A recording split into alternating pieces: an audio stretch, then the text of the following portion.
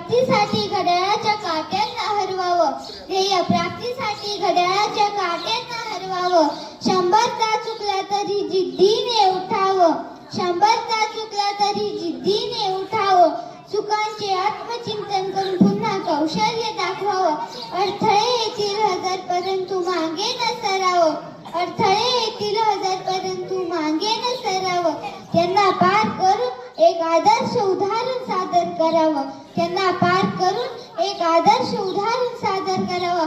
आपल्या कर्माने आई वडिलांचे थोडे तरी ऋण फेडावं, आपल्या कर्माने आई वडिलांचे थोडे तरी ऋण फेडावं.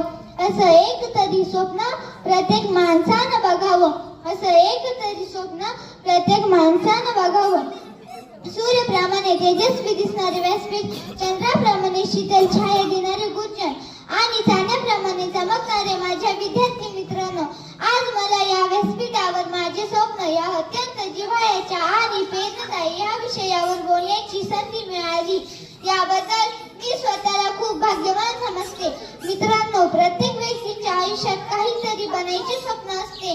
काहींचे स्वप्न शिक्षक बनायचे असते, काहींचे पोलीस, लेखक, सैनिक, तर काहींचे इंजिनियर, डॉक्टर बनायचे स्वप्न असते.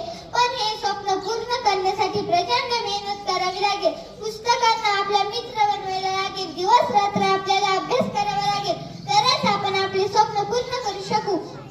मित्रांनो, स्वप्न पूर्ण करायला कोणत्याच मंदिरात जावं लागत नाही. फक्त नजरेत ताकद आणि मनात स्वार्थ नसला पाहिजे. मग काय, सगळीकडे देव दिसायला लागतो. कोणतं स्वप्न नवसानं पूर्ण होत नाही. त्यासाठी प्रयत्नांचा यशस्वी डोंगर हा उलटवाच लागतो. असंच माझं पण एक स्वप्न आहे. मला आपल्या देशाचे पंतप्रधान व्हायचं आहे. मला आपल्या देशाची बिघडलेली कायदा सुव्यवस्था सुधारण्यासाठी पंतप्रधान व्हायचं आहे. मला आपल्या देशात असलेला जातीवाद, भ्रष्टाचार, गरिबी कमी करण्यासाठी पंतप्रधान व्हायचं आहे. आज श्रीमंत लोक कायदा सरळ पायाखाली तुडवतात. 3 वर्षाच्या मुलीवर अत्याचार करून तिला मारून टाकले जाते, तरी त्या नराधमाला फाशी होत नाही.